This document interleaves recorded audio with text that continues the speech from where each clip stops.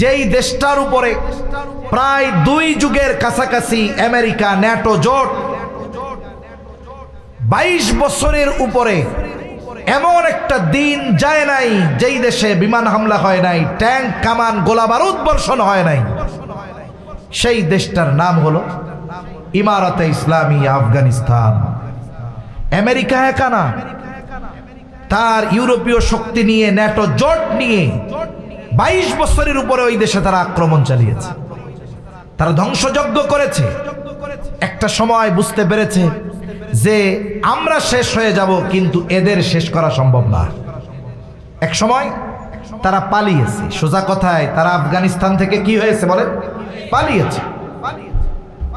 এখন চলে যাওয়ার সময় তারা কি করলো? একেবারে ধ্বংসস্তূপে পরিণত একটি দেশ, গুরুত্বপূর্ণ সব স্থাপনাগুলো গুড়িয়ে দিয়েছে। আবার যাওয়ার সময় একেবারে রিক্ত হস্তে, খালি হাতে, দাড়ি টুপি পাগড়ি পড়া মোল্লাদের হাতে ক্ষমতা দিয়ে গেছে। ওরা কি চিন্তা করছে? একে তো দেশ ধ্বংসস্তূপে পরিণত হয়ে গেছে, দ্বিতীয়ত এটাকে বিনির্মাণ করার জন্য যেই অর্থ দরকার সেটাও এদের কাছে নাই। এরা আর কয় মাস টিকবে? 3 মাস 2 মাস, এরপরে পাবলিক কি ওকে ফিডাইয়া খেদাইব। পাবলিক ওই স্লোগান দিবে, আগেই ভালো ছিলাম। কি বলবে? আগেই ভালো ছিলাম। কিন্তু রাষ্ট্র পরিচালনার দায়িত্ব এমন কিছু মোল্লা পাগড়িওয়ালার হাতে গিয়েছে, যদি এই পৃথিবীতে ঈমানি অবস্থানের দিক দিয়ে মানুষকে নির্ণয় করা হয়, আমার মনে হয় তাদের অবস্থান এই পৃথিবীর মধ্যে প্রথম সারিতে থাকবে। ঠিক কিনা বলেন? তারা তাদের রাষ্ট্র পরিচালনার জন্য জাগতিক কোনো সংবিধানকে গ্রহণ করে নাই। তারা কোরআন সুন্নাহর আলোকে রাষ্ট্র বিনির্মাণের প্রচেষ্টা চালিয়েছে। আমরা শুধু এই দেশের পত্রপত্রিকাগুলো দেখতাম, আফগানিস্তান শেষ, মানুষ না খেয়ে মারা যাচ্ছে, অথচ আমাদের দেশে না খেয়ে মরে তাদের কোনো খবর নেই। মহিলাদেরকে লেখাপড়া থেকে বের করে দেওয়া হচ্ছে, স্কুল কলেজে যাইতে দেওয়া হচ্ছে না, মার্কেটে যেতে দেওয়া হচ্ছে না। একটা সময় আমরা কি দেখলাম? মহিলাদের জন্য আলাদা শপিং মল। আর আমাদের দেশে কি হচ্ছে? রোজার মধ্যে তো পুরুষ মানুষ মার্কেটিংয়েই যাইতে পারে না, যদি 2-4টা দেখে সাংবাদিকরা ক্যামেরায় ছবি মেরে বলে এই যে এখন পুরুষরাও মার্কেটে আসা শুরু করছে। তার মানে এত পরিমাণ মহিলা মার্কেটে যায় যে পুরুষদেরকে ছবি তুইলা খুঁজা বের করতে হয়, আর এটা সংবাদের শিরোনামও হয়। কিন্তু তাদের দেশে কি হলো? মহিলাদের জন্য আলাদা মার্কেট, যেখানে A to Z সব মহিলারা থাকবে, কোনো পুরুষ সেখানে থাকবে না। মহিলাদের জন্য আলাদা ইউনিভার্সিটির ব্যবস্থা করা হলো। এরপরে কি দেখলাম? কৃষি ক্ষেত্রে বিপ্লব। তারা খাল তৈরি করতেছে, কৃত্রিম খাল, যেন চাষাবাদ করতে পারে মানুষ। এরপরে তারা একটা জুস উৎপাদন করছে ওই দেশে, তারা করে নাই, তাদের দেশে অন্য কোম্পানি হয়তো করছে। দেখুন, এই জুস বাংলাদেশে মানুষ 250-300 টাকা করে কিনে খায়। আর সবচেয়ে মজার ব্যাপার হলো, ওই জুসগুলার সবচাইতে বড় যারা ক্রেতা, এরা হলো আমেরিকা। কেন? কারণ ওরা জানে গোটা পৃথিবীর মানুষ যদিও 2 নাম্বারই করতে পারে, কিন্তু ওই দেশের মোল্লা যারা, ওদের দেশে যদি কেউ 2 নাম্বারই করতে যায়, ওর কল্লা থাকবে না। ঠিক কিনা বলে? কি হলো? কয়দিন পরে তেলের খনি পাইল। আমরা যখন চিন্তা করতেছি যে কি করা যাবে সামনে, আর তখন মোল্লারা পৃথিবীর সর্বাধুনিক প্রযুক্তি সম্পন্ন গাড়ি আবিষ্কারের দিকে এগিয়ে চলে যাচ্ছে। তাহলে চিন্তা করে দেখেন, এই যে সামান্য সময়, 3 বছরও এখনো মনে হয় পূর্ণ হয় নাই, আফগানিস্তানের যেই মুদ্রা গোটা দুনিয়ার মধ্যে সবচাইতে দ্রুত গতির সাথে তাদের মুদ্রার মান বেড়ে চলতেছে। এটা কেন হয়েছে? এটা হওয়ার অন্যতম কারণ, তারা শরীয়তকে ধারণ করেছে, আর আল্লাহ তাআলা আসমান এবং জমিনের বরকতের দরজা সমূহ তাদের জন্য খুলে দিচ্ছে। ঠিক কিনা? আমার আপনার নবী এমন এক নবী, যিনি আল্লাহ তাআলার পক্ষ থেকে আমাদের জন্য বিশেষ অনুগ্রহ। আর এই অনুগ্রহ এর সুবিধা শুধু মুমিনরা ভোগ করছে তা নয়, কাফেররা করেছে, করতেছে, কিয়ামত পর্যন্ত করবে। বলেন, এই নবীর উম্মত হতে পেরে আমরা খুশি না বেজার? মানুষ একজন ব্যক্তিকে মুহাব্বত বিভিন্ন পদ্ধতিতে প্রকাশ করতে পারে। মুহাব্বত প্রকাশের অন্যতম একটি মাধ্যম হলো ওই ব্যক্তির অনুসরণ, অনুকরণ করা। কিন্তু বাস্তবিক অর্থ আমাদের মধ্যে নবীজির প্রতি যতটা মুহাব্বত আমরা মৌখিকভাবে প্রকাশ করি, আফসোস আমাদের মধ্যে নবীজির ক্ষেত্রে বাস্তবে ওই পরিমাণ অনুকরণ আমাদের মধ্যে পাওয়া যায় না। যদি আমরা মৌখিক মুহাব্বতের বহির্প্রকাশ যতটা করি, এতটা যদি আমাদের কর্মে বাস্তব জীবনেও করতে পারতাম, তাহলে আমাদের দুনিয়া আখিরাত আরো উজ্জ্বল হয়ে যাইত। ঠিক কিনা বলে? এজন্য রাসূলুল্লাহ সাল্লাল্লাহু আলাইহি ওয়াসাল্লামের আদর্শ, এটাকে সার্বজনীন আদর্শ হিসাবে আল্লাহ অভিহিত করেছেন। আল্লাহ তাআলা কোরআনুল কারীমের মধ্যে বলেন, লাকাদ কানা লাকুম ফি রাসূলিল্লাহি উসওয়াতুন হাসানাহ।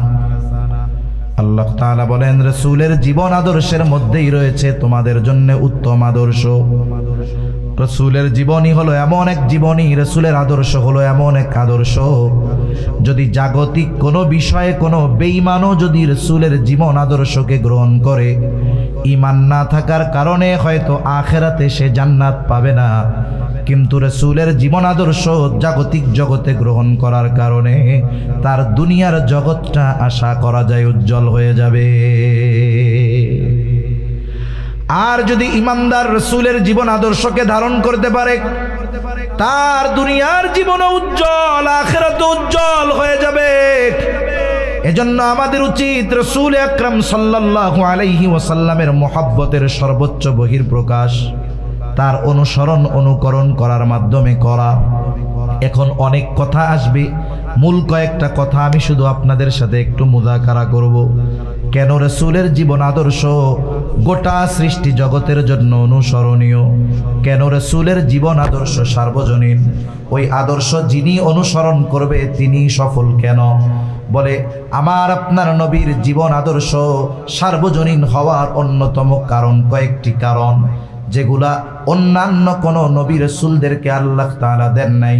শুধুমাত্র আমার আপনার নবীর মধ্যে ওই কোয়ালিটি, ওই গুণগুলো আল্লাহ তাআলা দিয়েছে। এক নাম্বার গুণ, আমার আপনার নবীজির আগে যত নবী এই দুনিয়ায় আসছে, কোরআনুল কারীমে 25 জন নবী রাসূলের কথা আল্লাহ তাআলা বর্ণনা করেছেন। সাথে সাথে লক্ষাধিক পয়গম্বর আল্লাহ তাআলা এই দুনিয়াতে পাঠিয়েছেন। কিন্তু আমার আপনার নবীর আগে যত নবী দুনিয়ায় আসছে, আল্লাহ তাআলা কোনো নবীকে গোটা সৃষ্টি জগতের জন্য প্রেরণ করেন নাই।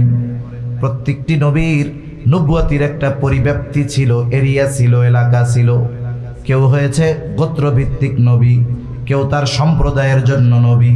আল্লাহ তাআলা কোরআনুল কারীমে কয়েকজন নবী রাসূলের কথা এভাবে বর্ণনা করেন। আল্লাহ তাআলা বলেন, ওয়া ইলা আদিন আখাহুম হুদা। আল্লাহ রাব্বুল আলামিন আদ গোত্রের জন্য তাদের ভাই হুদ আলাইহিস সালামকে নবী হিসাবে প্রেরণ করেছেন। ওয়া ইলা সামুদা আখাহুম সালিহা। আল্লাহ তাআলা সামুদ গোত্রের জন্য সালেহ আলাইহিস সালামকে প্রেরণ করেছেন। ওয়া ইলা মাদিয়ানা আখাহুম শুআইবা। মাদিয়ানবাসীর জন্য তাদের ভাই শুআইব আলাইহিস সালামকে আল্লাহ নবী হিসাবে প্রেরণ করেছেন। আদি পিতা আদম আলাইহিস সালাতু ওয়াস সালাম সব মানুষের পিতা, তবে সব মানুষের জন্য নবী হিসাবে আল্লাহ তাআলা আদম আলাইহিস সালামকে পাঠান নাই। জলিলুল কদর পয়গম্বর মুসা আলাইহিস সালাম, কোরআনুল কারীমের মধ্যে আল্লাহ তাআলা তার নামটা সবচাইতে বেশিবার উল্লেখ করেছেন। কত বড় জলিলুল কদর পয়গম্বর, তার ব্যাপারে ইহুদিদের দাবি যে তিনি হলেন শুধুমাত্র আমাদের নবী। ইহুদিদের দাবি হলো মুসা আলাইহিস সালাম শুধুমাত্র তাদের নবী। আল্লাহ তাআলার সাথে সরাসরি কথা বলতেন মুসা আলাইহিস সালাম, তিনি বনি ইসরাইলের নবী। হযরত ঈসা আলাইহিস সালাম কালিমুল্লাহ, একেবারে মায়ের কোলে যাকে দিয়ে আল্লাহ তাআলা তার নবুয়তির ঘোষণা শোনায় দিয়েছেন। ঈসা আলাইহিস সালাম নাসারাদের দাবি তিনি শুধু আমাদের নবী, তার মানে উনিও বনি ইসরাইলের নবী। হযরত ইব্রাহিম আলাইহিস সালাতু ওয়াস সালাম মিল্লাতা আবিকুম ইব্রাহিম হুয়া সাম্মাকুমুল মুসলিমিন, তিনি মুসলিম মিল্লাতের পিতা, তিনি আমাদের নাম রেখেছেন মুসলমান। তাহলে উনি সব মুসলিমের পিতা, তবে সব মুসলিমের জন্য নবী না। কিন্তু আমার আপনার নবীর ব্যাপারে আল্লাহ তাআলার ঘোষণা, নবীকে আপনি বলেন কুল ইয়া আইয়ুহান নাস ইন্নী রাসূলুল্লাহি ইলাইকুম জামিআ। আল্লাহ তাআলার পক্ষ থেকে আদেশ, আপনি বলে দেন ইন্নী রাসূলুল্লাহ ইলাইকুম জামিআ, আমি তোমাদের সকলের জন্য আল্লাহর পক্ষ থেকে প্রেরিত হয়েছি। তাহলে আমার আপনার নবী হলেন একেবারে সকলের জন্য প্রেরিত, সকলের জন্য মুহাম্মাদুর রাসূলুল্লাহ সাল্লাল্লাহু আলাইহি ওয়াসাল্লাম নবী রাসূল। এখন আমার আপনার নবীজির এই নবুয়তির পরিব্যাপ্তি কত দূর, কতটুকু দূর পর্যন্ত নবী? পবিত্র কোরআনুল কারীমের সর্বাধিক পঠিত সূরার নাম হলো সূরা ফাতিহা। প্রত্যেক নামাজের প্রতি রাকাতে এই সূরা লাগে। ইমামের পেছনে যখন পড়া হয়, ইমামের কেরাত হলো মুসল্লির জন্য কেরাত। ইমাম পড়েন, আমরা শুনি, আবার যখন একা পড়ি নিজের পড়াই লাগে। তার মানে সূরা ফাতিহা নামাজের প্রত্যেক রাকাতে লাগে। জামাতে পড়লে ইমাম পড়ে, একাকি পড়লে নিজে পড়ি। সূরা ফাতিহার শুরুতেই আমরা বলি আলহামদুলিল্লাহি রাব্বিল আলামিন। সকল প্রশংসা কার জন্য? জবান খুলে বলেন। সকল প্রশংসা আল্লাহর জন্য। তিনি কে? তিনি হলেন রব্বুল আলামিন, জগৎ সমূহের রব, প্রতিপালক। আল্লাহ হলেন রব্বুল আলামিন। আলম এক বচন, আলামিন বহু বচন। এখন যারা মহাকাশ নিয়ে গবেষণা করে, তারা যখন নতুন নতুন কোনো আলম জগতের সন্ধান আমাদের দেয়, আমরা অবাক হয়ে যাই। কিন্তু আল্লাহ তাআলা ১৫০০ বছর আগে আরবে একজন উম্মি নবী, ওই সময় এত প্রযুক্তি ছিল না, তার কাছে ওহী নাজিল করে জানিয়ে দিয়েছেন এই আকাশের নিচে শুধু একটা জগৎ পৃথিবী আছে এমনটা নয়, বরং অগণিত জগৎ যিনি সৃষ্টি করেছেন তিনি কে?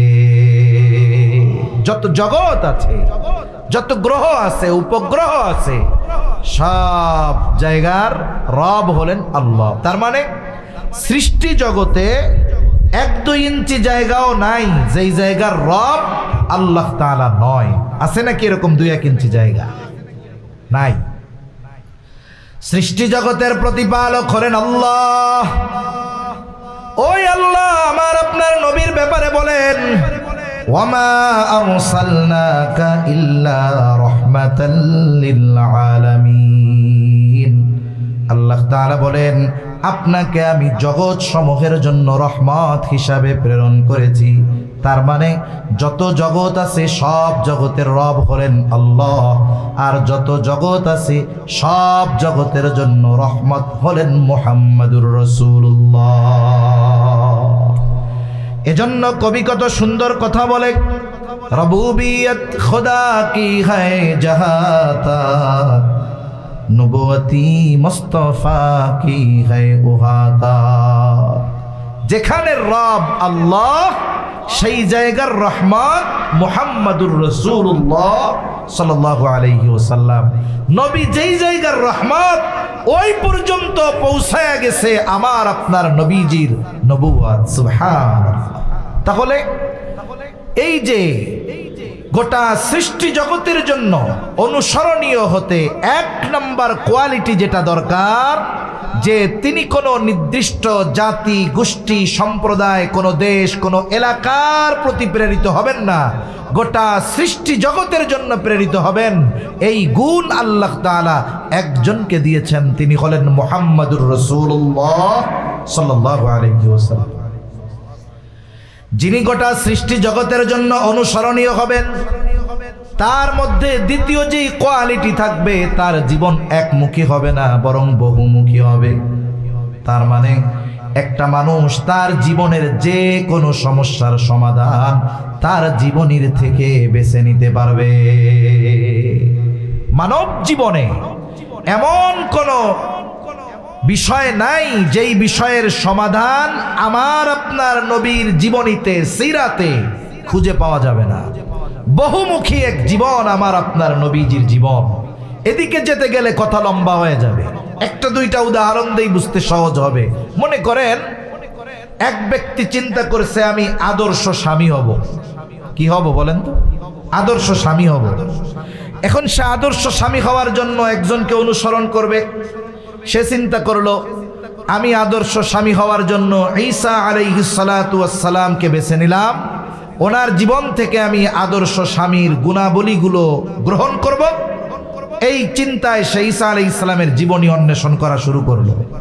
উনি যদি কিয়ামত পর্যন্ত মোটামুটি হায়াত পায়, ঈসা আলাইহিস সালাম দুনিয়ায় আসার আগ পর্যন্ত, ঈসা আলাইহিস সালামের জীবনী থেকে আদর্শ স্বামীর গুণ উনি খুঁজে পাবে না। কেন পাবে না?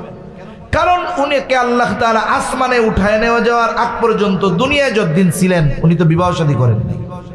তাহলে যিনি বিবাহ শাদী করেন নাই তার জীবন থেকে আদর্শ স্বামী হওয়ার গুণ খুঁজে পাওয়া যাবে না, এটা স্বাভাবিক। একজন রাষ্ট্র পরিচালনার দায়িত্ব পেয়েছে, তিনি চিন্তা করলেন যে আমি রাষ্ট্র পরিচালনার ক্ষেত্রে নবীজি সাল্লাল্লাহু আলাইহি ওয়াসাল্লামের আদর্শকে গ্রহণ করব। এখন উনি যদি চিন্তা করেন জলিলুল কদর পয়গম্বর হযরত মূসা আলাইহিস সালামের জীবন থেকে আমি রাষ্ট্র পরিচালনার যেই গুণাবলী সেইগুলা গ্রহণ করব, বলে না, রাষ্ট্র পরিচালনার গুণাবলী মূসা আলাইহিস সালামের জীবনী থেকে পাওয়া যাবে না। কারণ আল্লাহ তাআলা ওনাকে বাদশাহী দেন নাই, রাষ্ট্র পরিচালনার দায়িত্ব দেন নাই। অনুরূপভাবে মানব জীবনের যতগুলো দিক আছে, আমি আপনি যদি প্রত্যেকটা দিকের সমাধান নবীজির জীবনী থেকে খুঁজি, অবশ্যই অবশ্যই সকল সমাধান পাওয়া যাবে।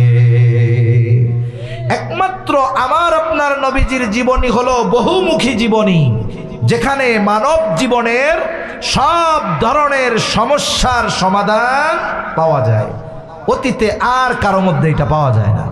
অনেক কথা সংক্ষিপ্ত সারে বললাম যে নবীজির জীবনী হলো বহুমুখী এক জীবনী, যেখানে আপনি সুখ পাবেন, শান্তি পাবেন, আনন্দ পাবেন, কষ্ট পাবেন, রাষ্ট্র পরিচালনা পাবেন, ইমামতি পাবেন, যুদ্ধের ময়দানে সেনাপতি হিসাবে পাবেন, ব্যবসার ময়দানে পাবেন। প্রত্যেকটা জায়গায় আমার আপনার নবীজির সফল পদাচারণা আছে না নাই? নবীজির জীবনীটা কেমন, আদর্শটা কেমন?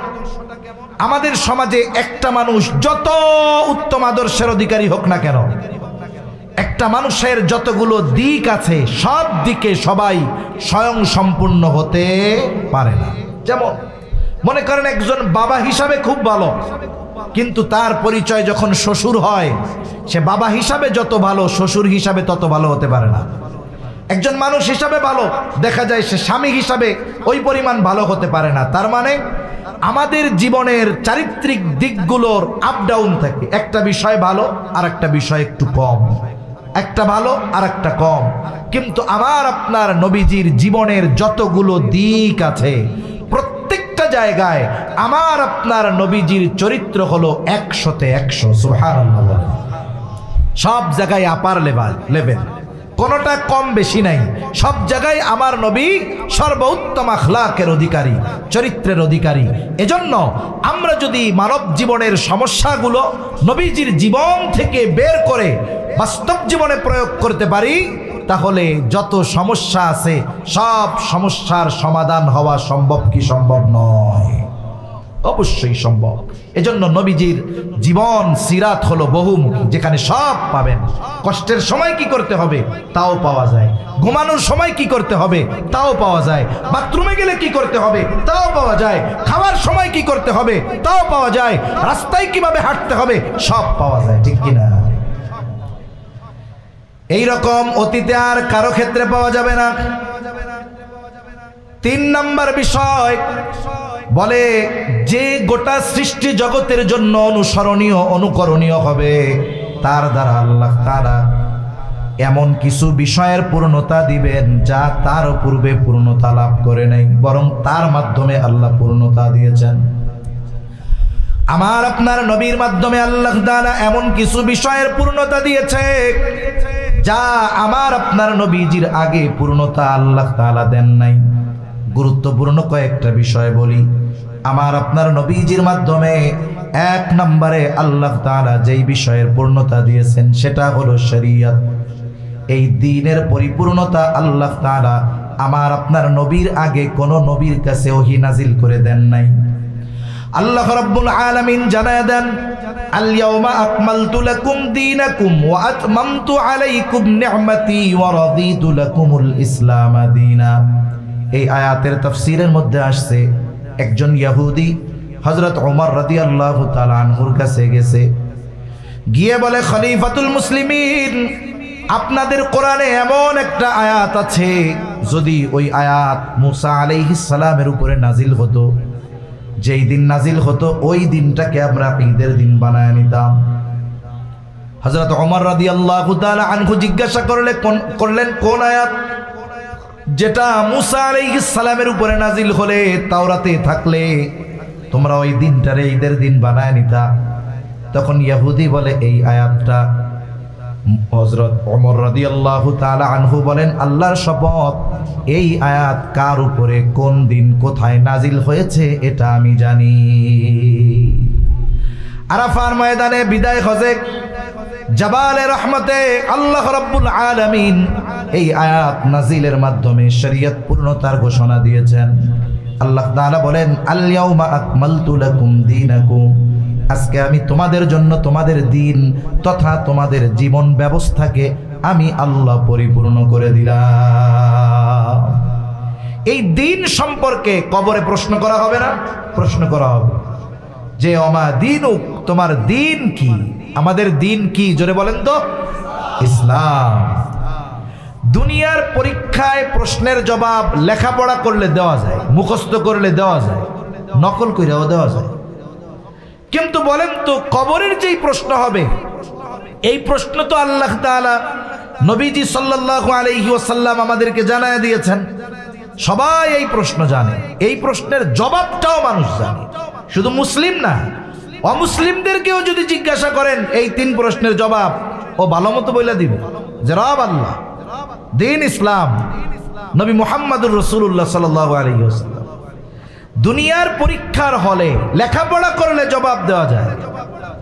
তাহলে বোঝা গেল দুনিয়ার পরীক্ষার হলে প্রশ্নের জবাবের সম্পৃক্ততা লেখাপড়া মুখস্থের সাথে, কিন্তু কবরের তিন প্রশ্নের জবাব এটা লেখাপড়ার মুখস্থের সাথে নয়, বরং এটা হলো দুনিয়ার কর্মের সাথে, আমলের সাথে। বলে এই তিন প্রশ্নের জবাবের আলোকে যারা দুনিয়ায় কর্ম করবে, ওই মানুষগুলো যদি কোনোদিন নাও জানে কবরে এই তিন প্রশ্ন করা হবে, কিন্তু এই তিন প্রশ্নের আলোকে দুনিয়ার হায়াত অতিবাহিত করেছে, ওই মানুষগুলো সুন্দরভাবে কবরের মধ্যে ওই তিন প্রশ্নের জবাব দিয়ে দিতে পারবে। আল্লাহ তাআলা এই জীবন ব্যবস্থার পূর্ণতার ঘোষণা আমার আপনার নবীর মাধ্যমে দিয়েছেন। এজন্য ইসলাম হলো পরিপূর্ণ এক জীবন ব্যবস্থা। জীবন ব্যবস্থা বলতে শুধু 5 ওয়াক্ত নামাজ মসজিদে গিয়ে পড়বে, হজ করবে, যাকাত দিবে, এতটুকুর মধ্যে সম্পৃক্ত এটা নয়, বরং ইসলাম তো আমাকে আপনাকে রাস্তায় চলা, বাথরুমে যাওয়া, ব্যবসা বাণিজ্য পরিচালনা করা, রাষ্ট্র পরিচালনা করা, A to Z, শুরু থেকে নিয়ে শেষ পর্যন্ত মানুষের এই জাগতিক জগতে যত কিছু প্রয়োজন সব কিছুর সমাধান ইসলামের মধ্যে আছে না নাই? ইসলাম শুধু নামাজ, রোজা, হজ, যাকাত শিক্ষা দিয়েছে এমনটা নয়।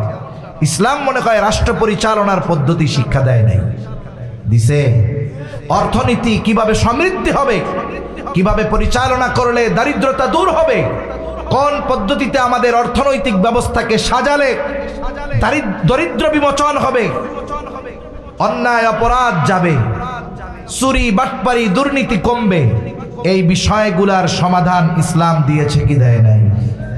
সব সমস্যার সমাধান ইসলামে আছে। আমরা বলি, আমরা বিশ্বাসও করি, কিন্তু আমরা ওটাকে বাস্তবে পরিণত করার প্রচেষ্টা কতটুকু করি এটা কিন্তু আল্লাহ দেখবে।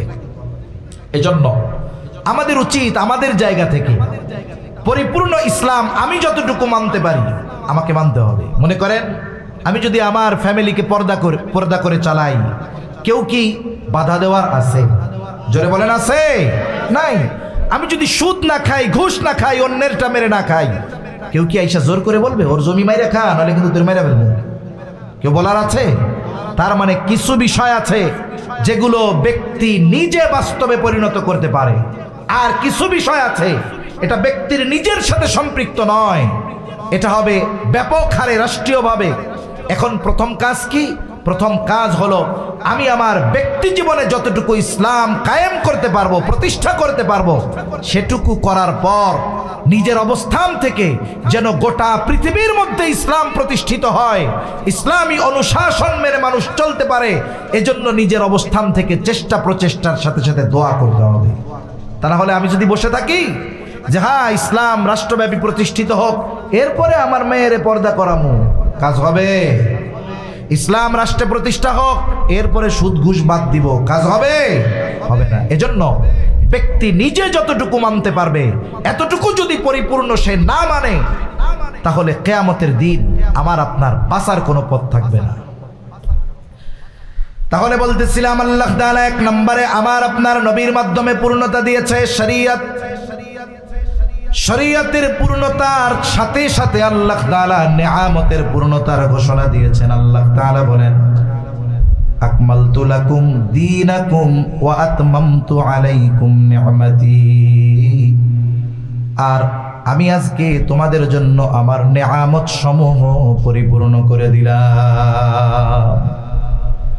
এখানে একটি সূক্ষ্ম কথা যে শরীয়ত পূর্ণতার সাথে সাথে আল্লাহ তাআলা নিয়ামত পূর্ণতার ঘোষণা দিয়েছেন। এর মানে উলামায়ে কেরাম বুজুর্গানে দ্বীন বলেন যেখানেই পরিপূর্ণ শরীয়ত শুধুমাত্র ওই জায়গায় হবে পরিপূর্ণ নিয়ামত। আল্লাহর নিয়ামত প্রতি মুহূর্তে ভোগ করতেছি, তবে এটা পরিপূর্ণ নয়। পরিপূর্ণ নিয়ামত তো তখন পাওয়া যাবে যখন আমরা পরিপূর্ণ শরীয়ত অনুশাসন, শরীয়ত মেনে চলতে পারবো, কোরআন সুন্নাহর অনুশাসন মেনে চলতে পারবো। ঠিক কিনা বলেন? এক্সাম্পল, উদাহরণ যদি দিতে যাই, অনেক দূরে যাওয়া লাগবে না, অনেক আগে যাওয়া লাগবে না। যেই দেশটার উপরে প্রায় 2 যুগের কাছাকাছি আমেরিকা ন্যাটো জোট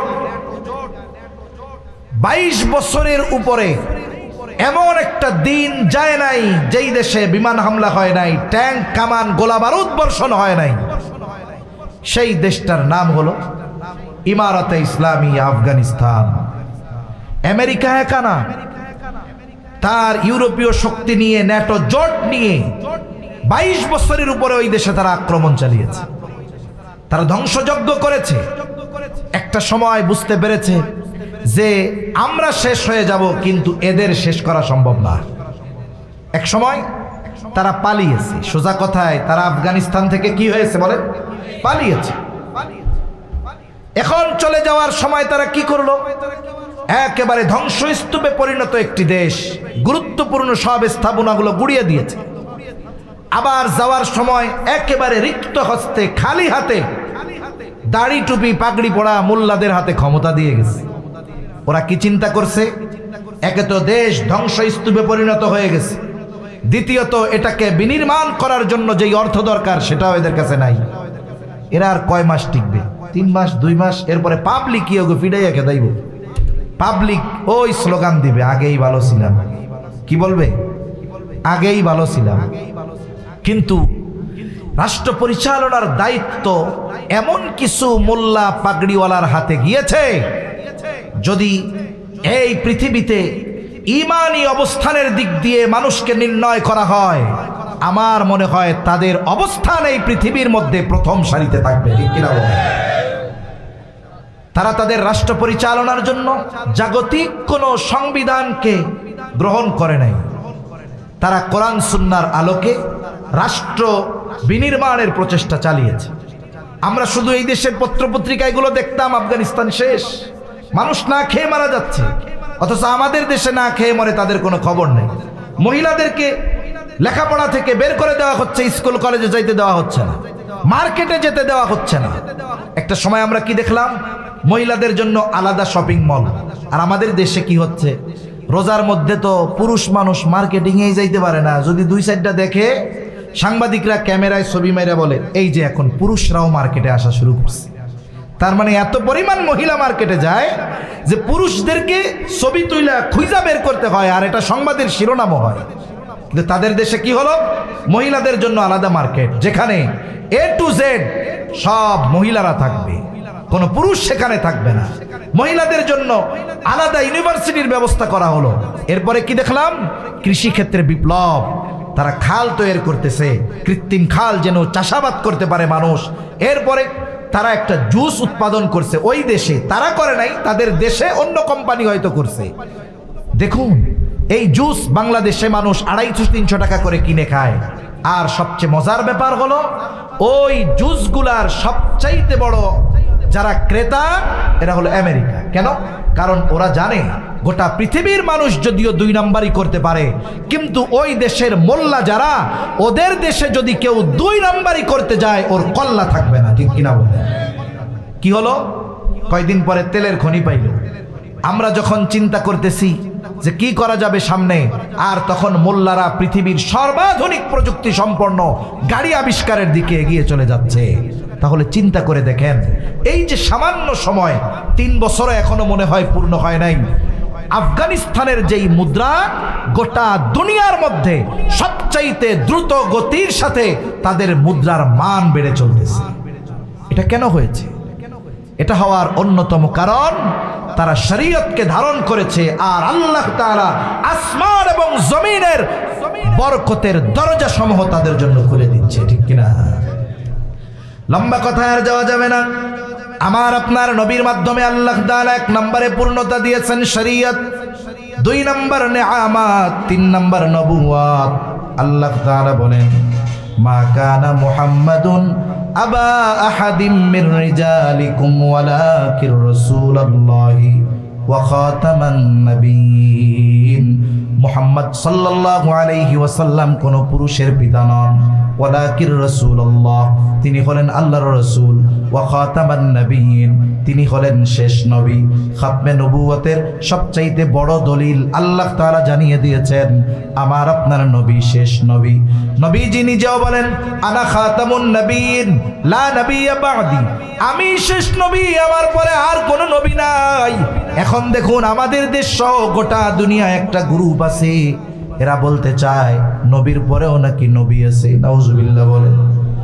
একটা মানুষ বেঈমান হওয়ার জন্য গোটা কোরআন অস্বীকার করা লাগে না, একটা সূরা অস্বীকার করা লাগে না, একটা আয়াত অস্বীকার করা লাগে না, একটা শব্দ অস্বীকার করা লাগবে না, কোরআনের একটা নুক্তা অস্বীকার করা একটা মানুষের বেঈমান হওয়ার জন্য যথেষ্ট।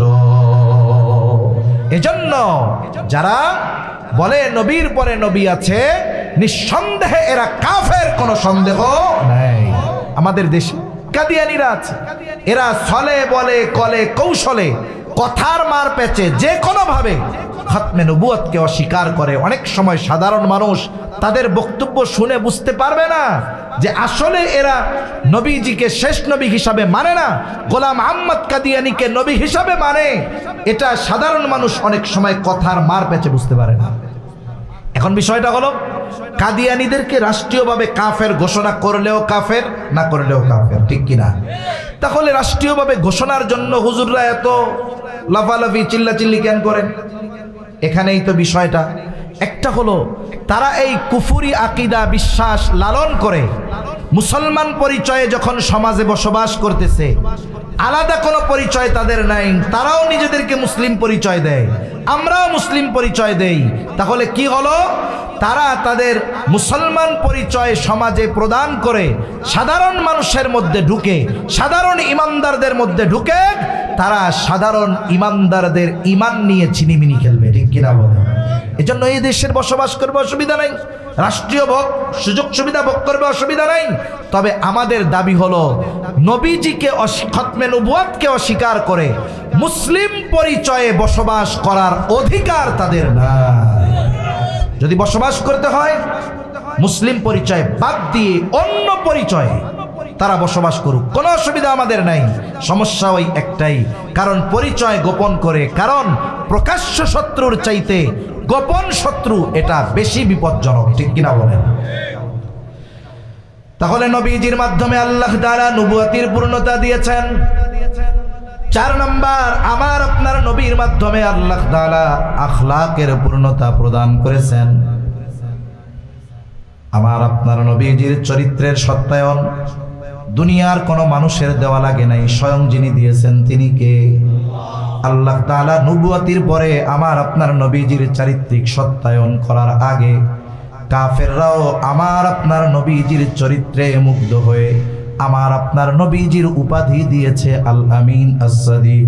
আমার আপনার নবীর নবুয়তির পর কাফেররা বারবার আমার আপনার নবীকে হত্যার অপচেষ্টা করেছে, কিন্তু কোনো ঐতিহাসিক কোনো সিরাতবিদ এ কথা বলতে পারবে না যে নবীজির থেকে মানুষদেরকে দূরে সরানোর জন্য এরা আমার আপনার নবীর চারিত্রিক ব্যাপারে কোনো অপবাদ দেওয়ার দুঃসাহস তারা করতে পারে না।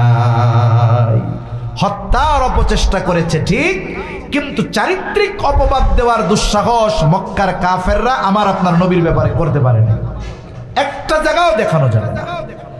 এজন্য আমার আপনার নবীজির চারিত্রিক সত্যায়ন আল্লাহ তাআলা করেছেন। আল্লাহ তাআলা বলেন, ওয়া ইন্নাকা লাআলা খুলুকিন আযীম, আপনি মহান চরিত্রে অধিষ্ঠিত। আল্লাহ তাআলা আমার আপনার নবীজির চরিত্রকে মহান চরিত্র বলে অভিহিত করেছেন। নবীজি সাল্লাল্লাহু আলাইহি ওয়াসাল্লাম বলেন, ইন্নামা বুইসতু লিউতাম্মিমা মাকারিমাল আখলাক।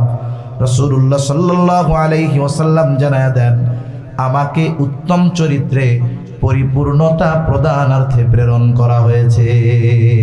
তার মানে আমার আপনার নবীজির আগে যত নবী দুনিয়ায় আসছেন সব নবী উত্তম চরিত্রওয়ালা নবী, কোনো সন্দেহ নাই। কিন্তু আমার আপনার নবী শুধু উত্তম চরিত্রওয়ালা নবী নয়, বরং আমার আপনার নবী হলেন উত্তম চরিত্রে পরিপূর্ণতা প্রদান করেনেওয়ালা নবী। সুবহান। কথা শেষ, আর 2-1 মিনিটের মধ্যে কথা বলে শেষ করে দিব।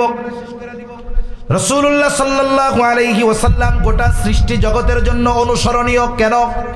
1 নাম্বার বিষয় বলে তিনি গোটা সৃষ্টি জগতের জন্য প্রেরিত। 2 নাম্বার বলে ওনার জীবন হলো বহুমুখী জীবন, যেখানে মানব জীবনের সব সমস্যার সমাধান পাওয়া যায়। 3 নাম্বার আল্লাহ তাআলা ওনার মাধ্যমে এমন কিছু পূর্ণতা দান করেছেন যা তার আগে করেন নাই।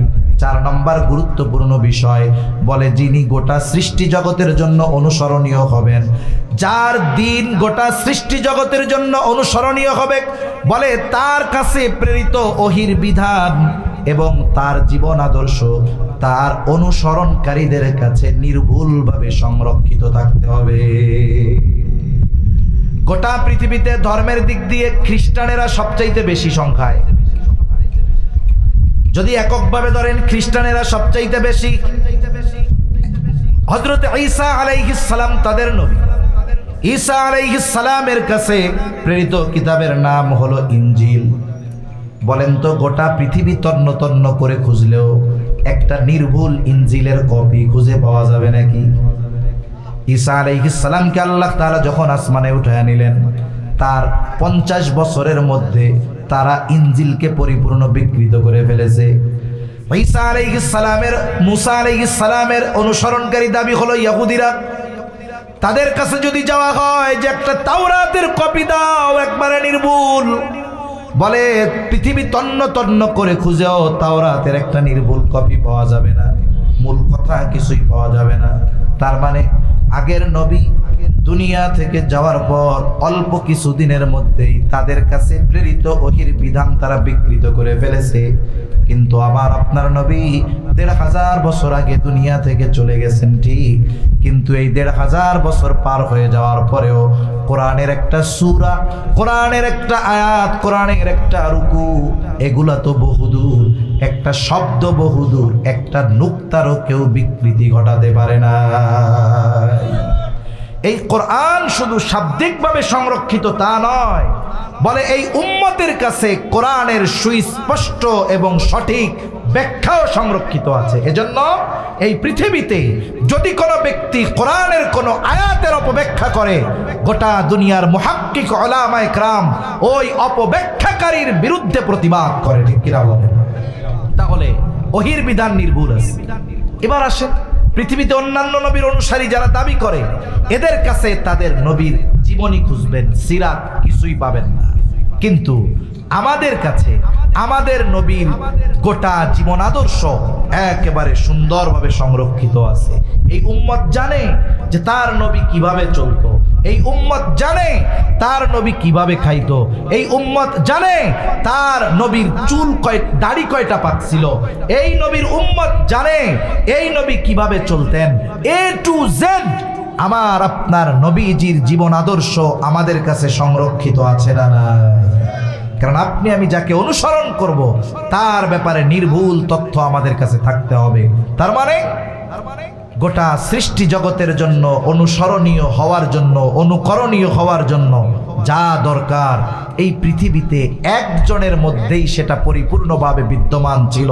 তিনি হলেন মুহাম্মাদুর রাসূলুল্লাহ সাল্লাল্লাহু আলাইহি ওয়াসাল্লাম। আমরা সেই নবীর উম্মত হতে পেরে খুশি না বেজার?